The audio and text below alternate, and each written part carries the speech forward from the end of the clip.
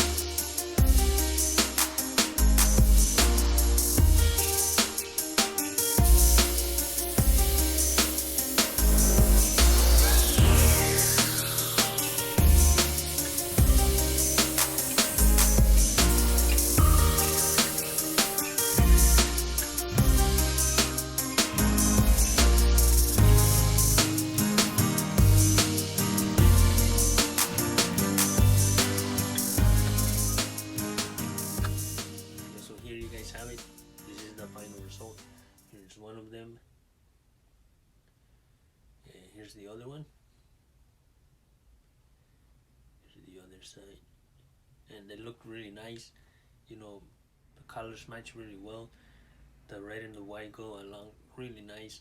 So, and this little touch right here gives it a different touch, and you know, they look really nice, very clean, and I love how they turn out.